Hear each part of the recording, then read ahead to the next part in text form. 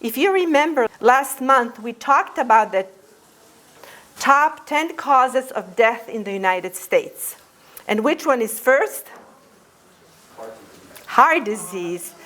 And then we have cancer and COPD, accidents, of course, stroke, Alzheimer's disease, diabetes, influenza, and pneumonia, kidney disease, and suicide. We talked about some of them last month, but now we're going to talk about cancer. We're going to talk about kidney disease and obesity, because that is some of the problems we're facing today. You know, you can choose the way you want to live and the way you want to die. Each one of us has a choice. Do we want to go to the doctor and get more and more pills and have the side effects that go along with that and the low quality of life? Or do we want to take charge of our health? I'll show you a cartoon here, but this is the reality of what's happening. Look at the line. Which is the longest line? Pills and surgery. And there's no one in the lifestyle change line. You know, and I knew this, but I thought as I was trying to pass out some flyers for this month, you know, in the past I would say, hello, we're holding a health lecture and a cooking class on healthy eating. Would you like to come? And the people just smile and they take a flyer. You know, but this month I thought, well, let me give them a choice. So I said, hello, we're doing a lifestyle change health lecture and a cooking school, and it's right here on Hollins Road, close to where you are. Would you like to come? You know what were the responses? No. Out of 10, I had maybe one that said yes. So people are making the choice to stand in the left line, in the pills and surgery line. Why? Because that's easy, right? There's nothing you have to do. You let the doctor prescribe what he thinks you need, and you just go along with that. So you have to make a choice as you're listening to this. And every day we have to make a choice. Do I want to change my lifestyle, or do I want just to be a passive participant and let things happen the way they are? So the question is, do you and I want health care or self-care? You know, Americans are feeling the pinch. Healthcare spending is on the rise. Compared to other countries, the United States is spending 2 times as much on healthcare. And so in 2017, we had spent $3.5 billion for healthcare costs, making healthcare one of the largest industries in our country, totaling over $10,000 per person per year. Let's talk about cancer. Cancer is the second killer in the United States. Every minute, one person dies from cancer. That's 1,670 deaths per day. And yet, research shows that a regular intake of fruits and vegetables significantly protects us against cancers at many sites. And it's the antioxidants that are found in the fruits and vegetables that are protective against cancer. Now, Dr. Ornish, I happened to meet him at this conference. All these big shots that are writing the research and doing it, they were there. He wanted to find out what would happen if you would put cancer on a plant-based diet. So he had 2 groups of people. The first group he put on the SAD diet, or the standard American diet. The second group he put on a plant-based diet. Then he dripped their blood on cancer cells in a petri dish. And what happened? The blood of subjects who were on a plant-based diet for 1 year was shown to fight prostate cancer almost 8 times better. 8 times better. Don't you want to have a body that fights cancer 8 times better? Okay, this is for men. Right? Now, what about breast cancer? They decided to do another study with women using the same technique. But instead of doing the study for 1 year, they did it only for 15 days. And the research showed that just 15 days of healthy plant-based eating slowed down or stopped breast cancer cell growth. Just 2 weeks of healthy eating. So now I'm talking to the ladies. What about if you had breast cancer and you went to the doctor and he said, you know, you're in remission now? Would you be happy? Of course, right? But the interesting thing that there are what is called stem cells, and these are the parents from which all other cells are made. And breast tissue has a lot of these stem cells. They're naturally there. However, these stem cells can also work against us. Instead of rebuilding organs, they can turn into cancerous cells that build tumors. So due to these cancerous stem cells, breast cancer can return in 25 years later. And even though you overcame cancer, it can come back. So when people are told they're cancer-free, it may mean their tumors are gone, but the stem cells that are cancerous may still be there in hiding. And so they did a study to find, is there something in the vegetable kingdom that can be done to get to the root of the problem, these cancerous stem cells? And this is what they found. They found that sulforaphane has been shown to suppress the ability of breast cancer stem cells to form tumors. This sulforaphane was absorbed into the blood, and then it was built up in the same amount and concentration in breast tissue. Now, where do you think you can get this sulforaphane? It's an enzyme that's found in a plant. Anybody has an idea? Yes? Cruciferous vegetables, yes. But this one was specifically was done with broccoli. Broccoli, and all these are broccoli. These are sprouts, broccoli sprouts. I was going to make some for you, but I forgot. They're very easy to make at home, and they're very delicious. So the lady would have to eat at least 1/4 of a cup of these broccoli sprouts a day. And I think this is a good thing to eat even if you don't have breast cancer. It's a good preventive type of measure. 1/4 of a cup of broccoli sprouts in your salad. How yum can that be? That sure beats chemotherapy. It beats radiation and anything else like that. Now, what about colon cancer? It is interesting that in America we have 10 to 11 times more colon cancer than in India. Can you guess why?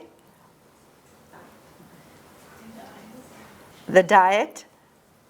What do they have in their diet that we don't? They have turmeric, right? Turmeric, if you eat turmeric or use it in powder form for 6 months, in addition to quercetin, quercetin is another phytochemical that's found in red onions and grapes. So taking turmeric and red onion and grapes has been shown to decrease the number and the size of the polyps over 50% in patients with hereditary types of colon cancer. I have some friends, and the mom had colon cancer, and then when her sons became in their 30s and 40s, they both got colon cancer because it's a hereditary disease with some people. And so using turmeric and quercetin is very, very helpful. And how much? You could take them in capsules, or you can take 1/4 of a teaspoon of turmeric powder in your smoothie or any way you like to drink it. So why is turmeric so protective?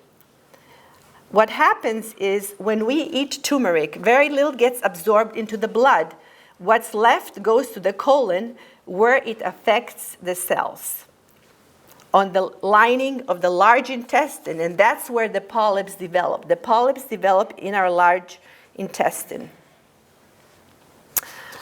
I want to talk to you about this family. This family, they're the Greener family. The father was diagnosed with thyroid cancer, and that was a wake-up call for him.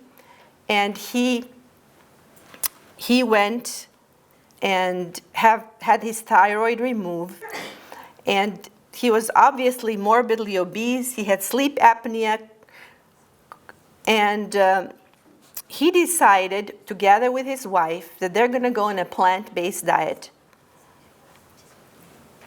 So one by one, they started cutting food from their diet. First, the meat, got rid of the meat. Then they got rid of the oil.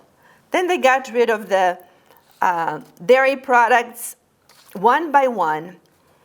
And they started adding whole plants and vegetables and beans and legumes and more fruits. And, of course, for the children it was harder. And for the mother it was not so easy. But it took them 3 months to transition from a SAD diet, which is the SAD American diet, standard American diet, to a plant-based diet. After 1 year, mom had terrible, constant migraine headaches.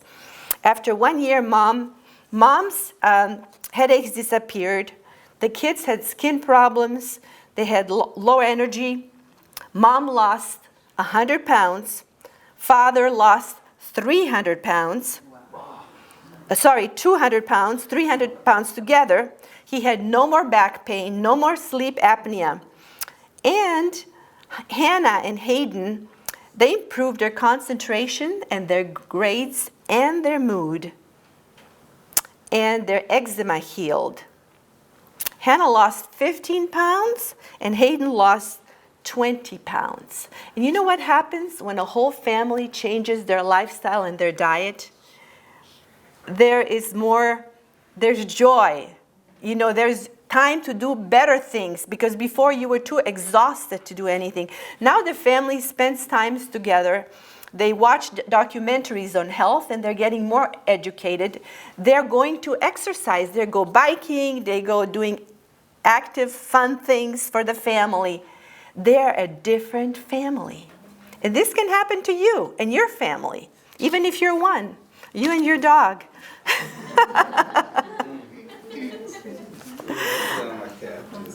I want to talk about weight control. This is the sad facts of our country. The prevalence of self-reported obesity among U.S. adults. This is 2017. The healthiest states, those who have less than 25% of obesity, are green. Can you tell which ones they are? There are 3 of them. Can you read it? The letters are very tiny. Can you read it?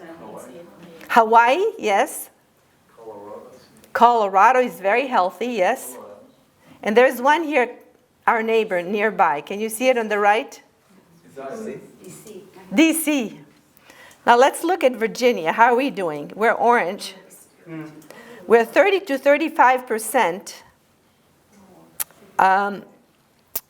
obese. And then the other states, the worst states are Alabama, Oklahoma, Louisiana, and I can't read them all. But anyway, this is the idea. And of course, so we don't want to be part of this statistic. We don't want to make ourselves and our state unhealthy. We want to change things around. So I want to tell you about Dr. Bernard. Dr. Bernard, how many of you have heard about him? Good for you. Dr. Bernard is a physician who is very amazing. He is a plant-based physician. He has a clinic in Washington, D.C., where the doctors and the dietitians and health educators teach their patients how to eat and change their lifestyle. That's how they treat them. And so if you were to be his patient, that's the kind of treatment you would get. The physicians there are trained on nutrition and health and exercise and so forth. So he has done a lot of research to promote the plant-based diet. And in this study, he put two groups of women on, just one group of women on a diet. He had only two rules on this diet. The first rule is no meat, no chicken, no fish, milk, eggs, or cheese. Okay? The second rule, minimize your oils. Why minimize the oils? Because 1 gram of fat has 9 calories.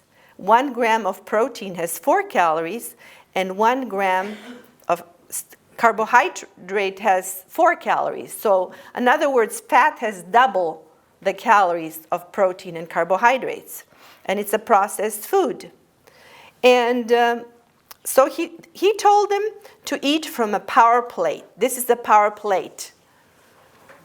And I kind of made my own power plate. You can look at it right here. For breakfast, half of the plate is made up of fruits. And then 1/4 is whole grains and 1/4 is protein. So fruits, whole grains like quinoa.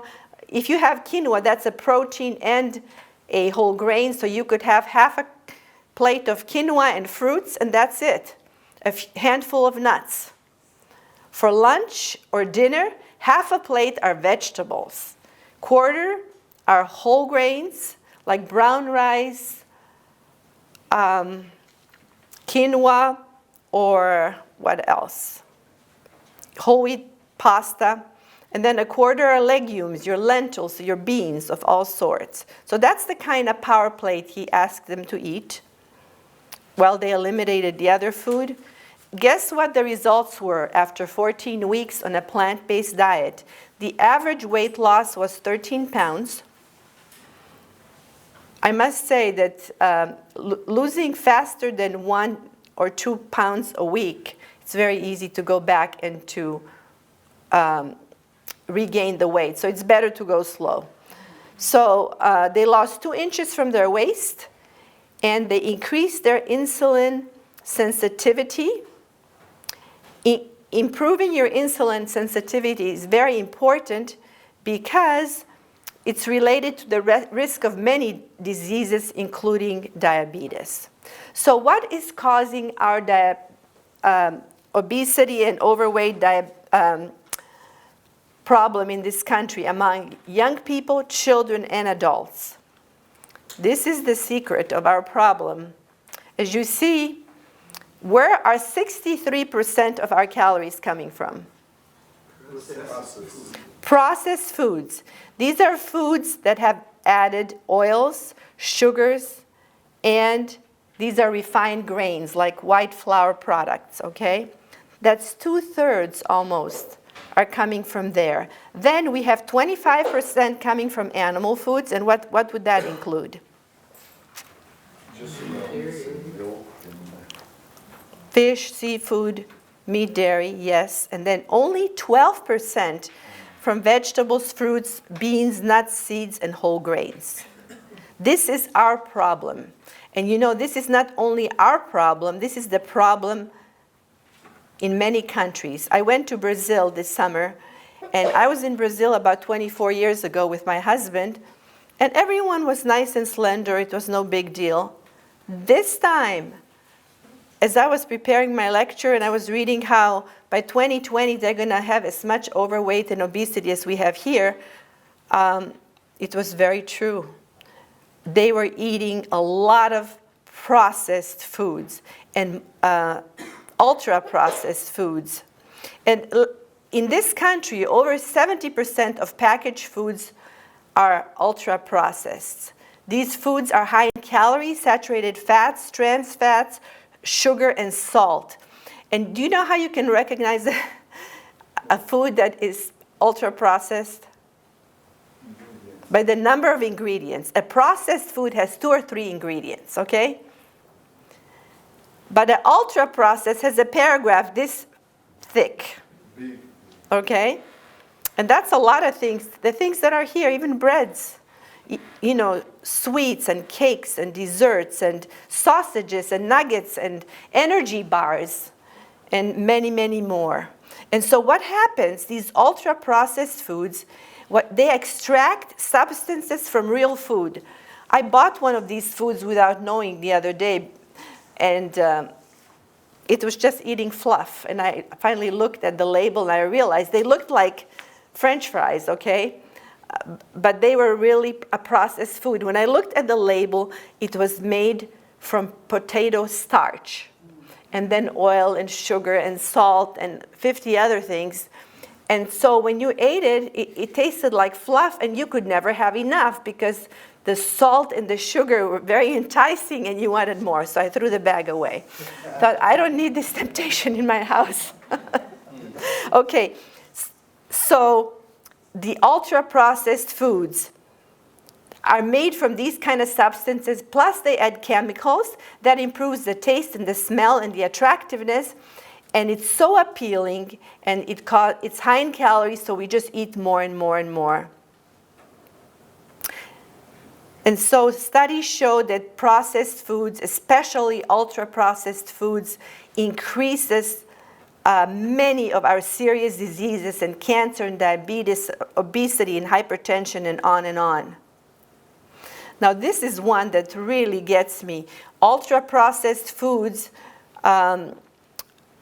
affect our brain. They cause alterations in the neurological mechanisms relating to satiety. So when we eat these ultra-processed foods, we're never full. So we want more and more and more and more, and that's how we overeat. And there are some people who live on this stuff. That's all they buy. Okay, let's talk about kidney disease.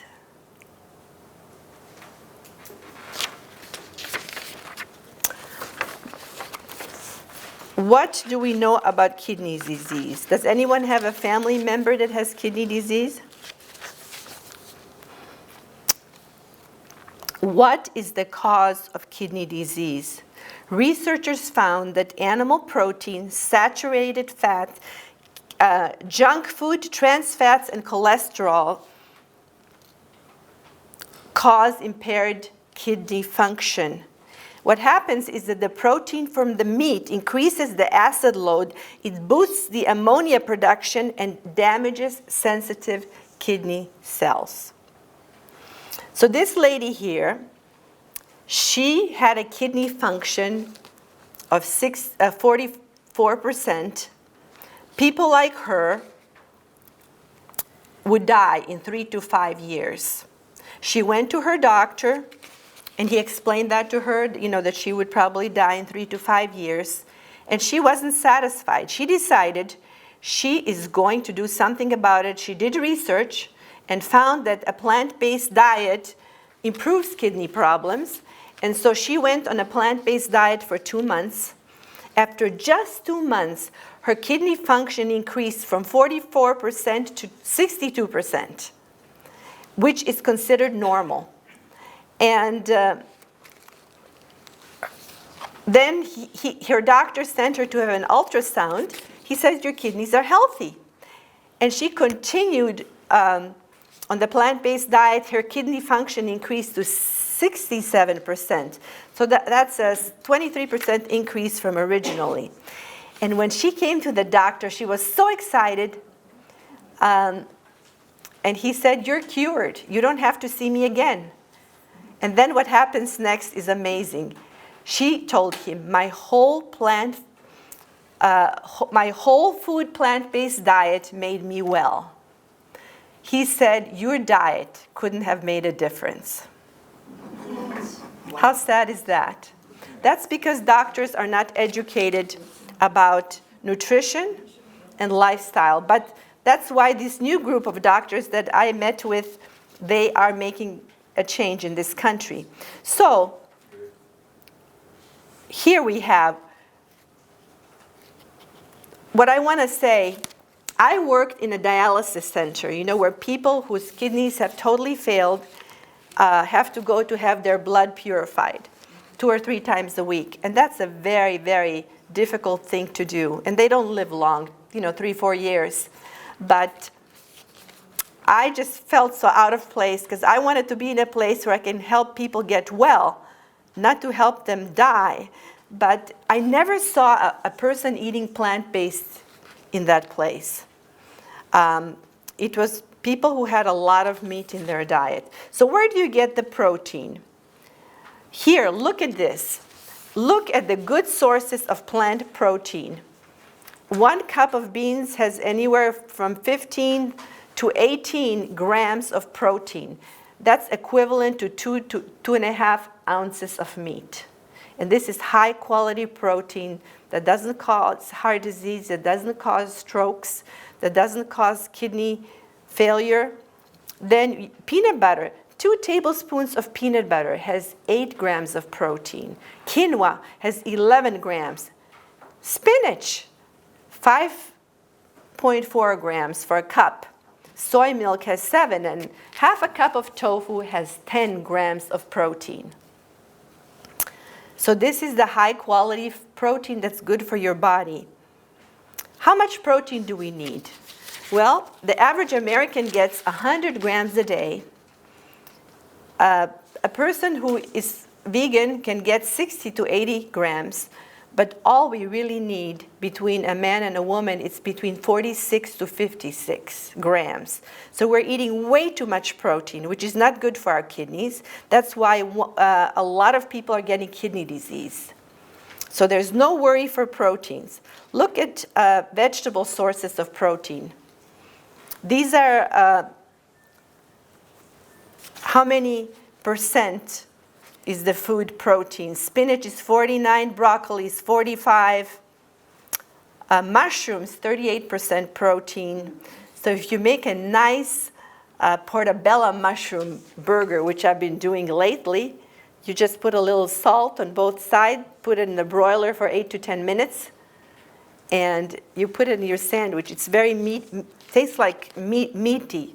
I didn't eat meat, but I imagine that's how meat would taste. But anyway, but look at beef. What is the percentage of protein in beef?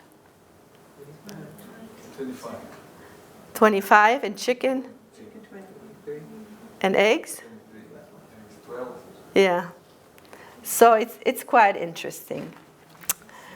Okay, we're going to talk about plant-based diet for athletes. Is anyone an athlete here? Exerciser? Of course. Very good.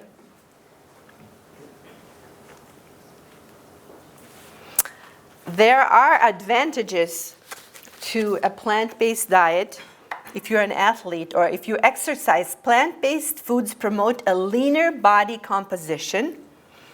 They foster glycogen storage for endurance. Now, glycogen is the glucose that is stored. It's called glycogen. They improve blood flow and tissue oxygenation. They reduce oxidative stress and reduce inflammation for faster recovery. It's very interesting. This year, we have here, I don't know, does anyone here know Lewis Hamilton? He's a 4-time world champion, race car driver. He just won another world championship. He has been an outspoken advocate of vegan diets for their performance advantages. And people say, oh, I need my protein, that's why I can never go vegan. And he says, I have plenty of protein in my diet, I've gained muscle, I'm healthier and happier than I've ever been. Wish I did it sooner. Yes? He's a 6-time world champion now. He's 6-time? Yeah. So I'll have to fix that. Very, very good. Yeah, this was very impressive to me. I didn't know who he was until I was doing some research here. Now here's another one. This man is from my country, from Serbia. Novak Djokovic, world #1 tennis player.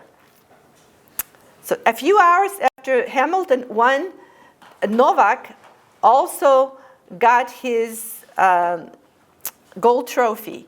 He credits his plant-based diet with his ability to recover quickly. He avoided animal products for many years. And he's pretty tall too. I think he's what, 6'8" or something? I don't know. Something like that. But this is inspirational to me. This shows me that our master designer, our creator, designed our body for plants, not for animals. This young lady, she had ADHD. She was on 3 medications. And do you know what was the result of taking those 3 medications for a while? She got prediabetes. That's what happens when you take one drug to fix one problem, you get another problem. And she was overweight, she was lethargic, she was out of breath, pre-diabetic. Her mom watched a documentary of Forks Over Knife, which we showed here. She eliminated completely all the animal fats from the diet, only ate plant-based foods. Mom started cooking from scratch.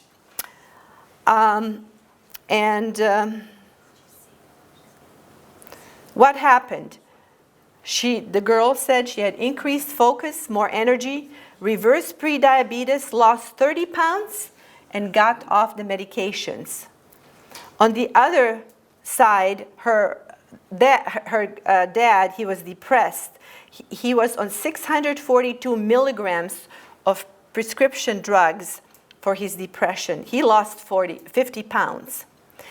And as a result of this, Mom started sharing what she learned with others. Do you see, when we start to feel well and we get the blessing, we want to share with others what we have learned. Isn't that true? So just think about yourself as you start on a journey of health.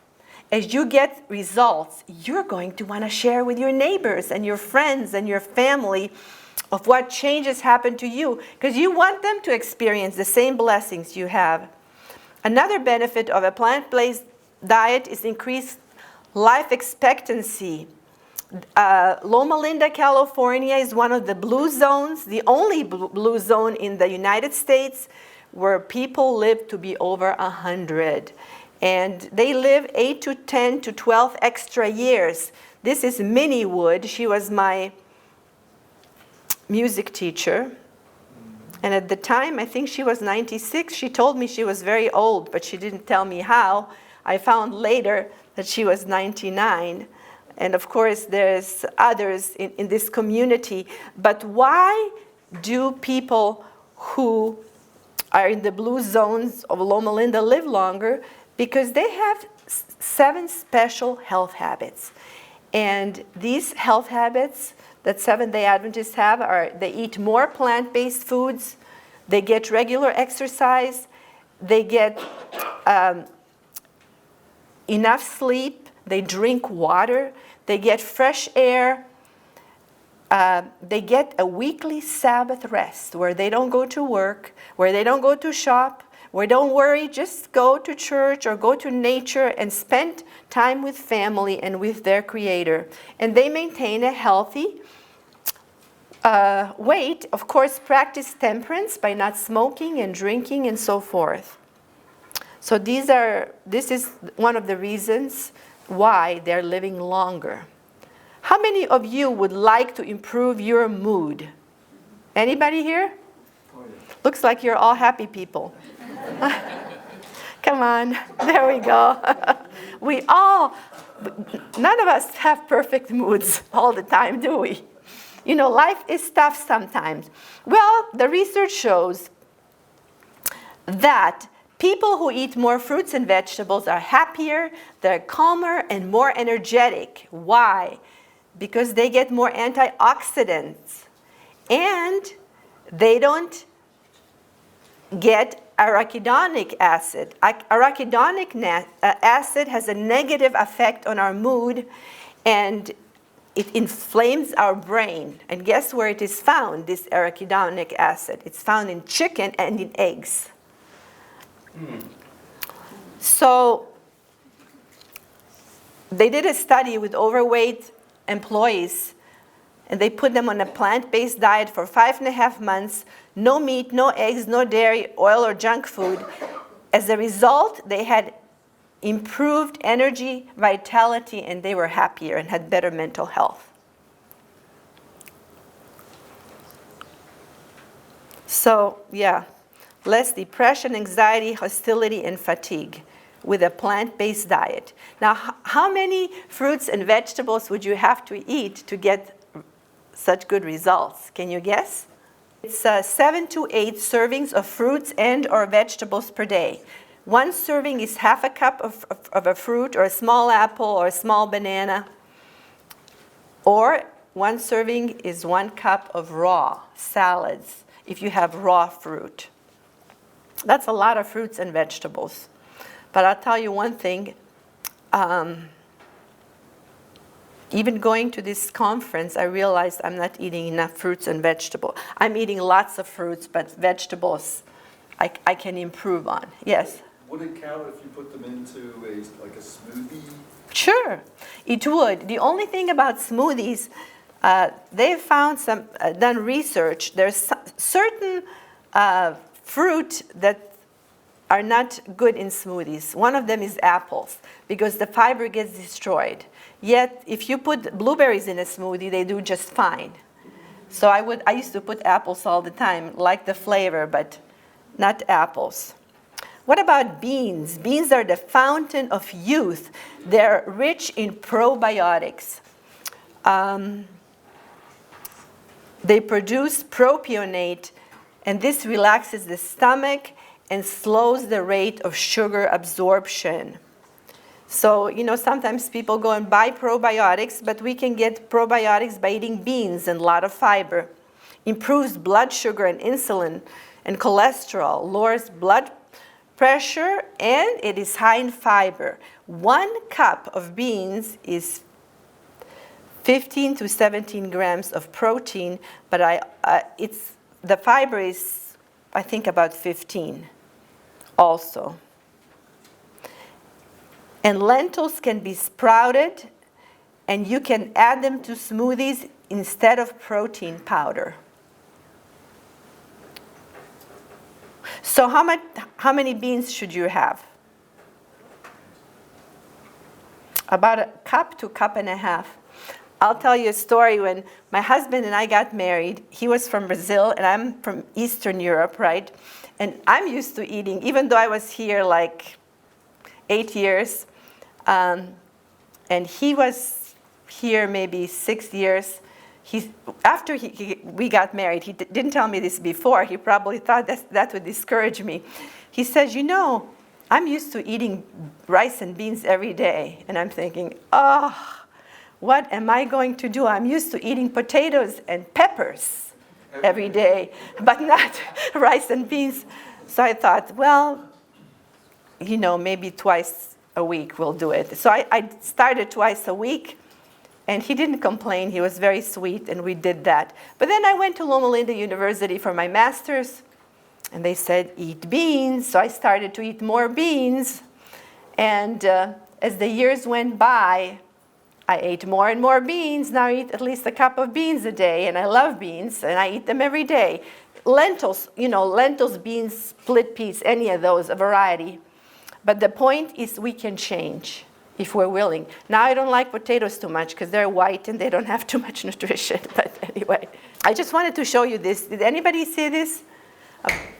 This was November 7th. 2 million pounds of chicken recalled over metal contamination concerned.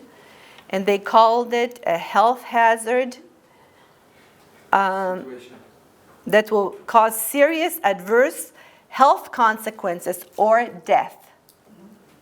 2 million pounds of chicken. And this was just from one plant. So what are the plant-based diet benefits? I just want to share with you B12. It's important to take 1 B12 a day. Even meat eaters are low on B12 often. And as we get over 50 years old, our B12 doesn't stay up the way it should. So taking a supplement is a good idea. And This is one of the brands. It's best to get the one that's sublingual under your tongue. But this is the plant-based diet, all the wonderful varieties that you can have. We talked about increased life expectancy. How to switch to a plant-based diet. Number one, look at your current diet. Identify 3 vegetarian meals that you already enjoy. Okay, so here I have on the left bottom, can you recognize that food?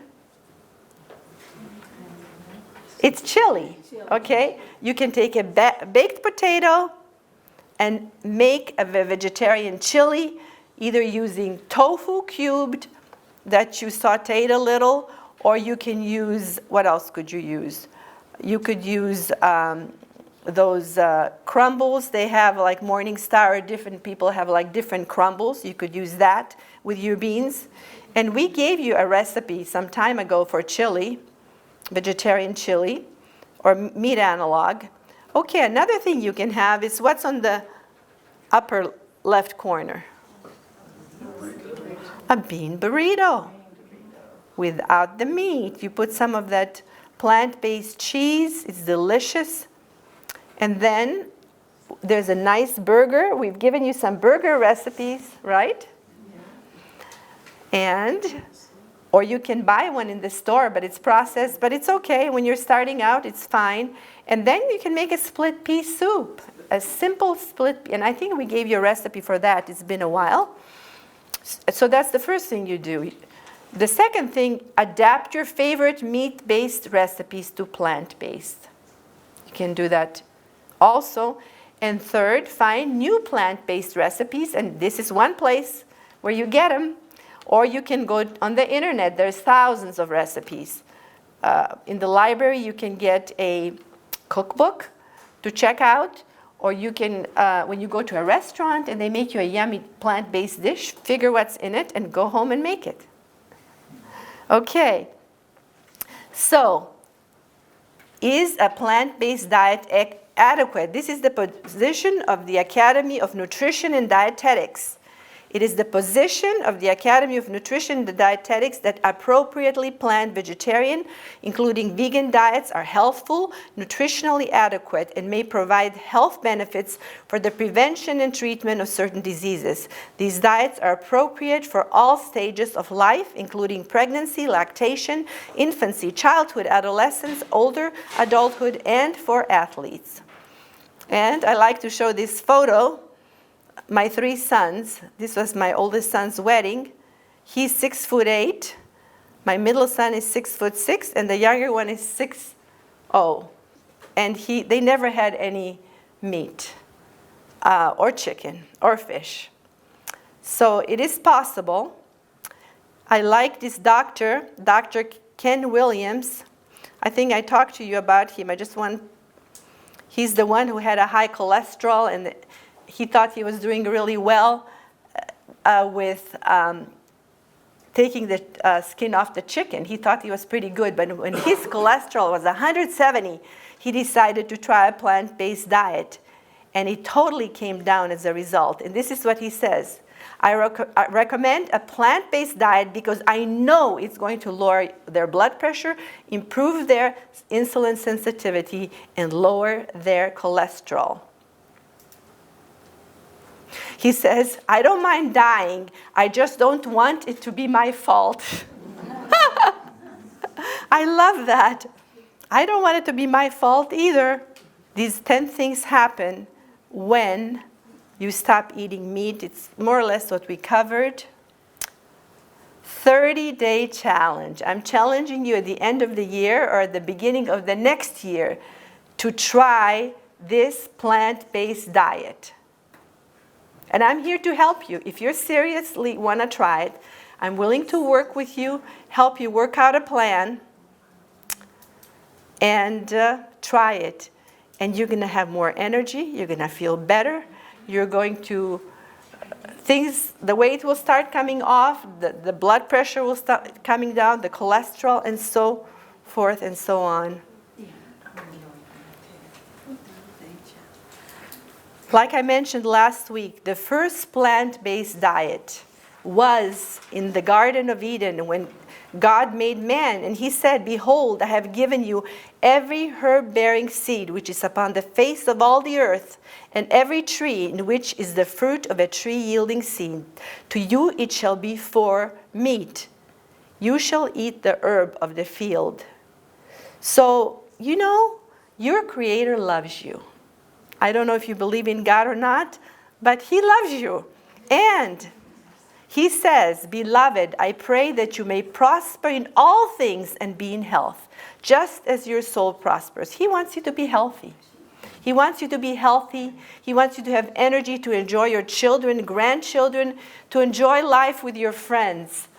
And if you try this program, you're going to have these benefits. Thank you very much. New Year.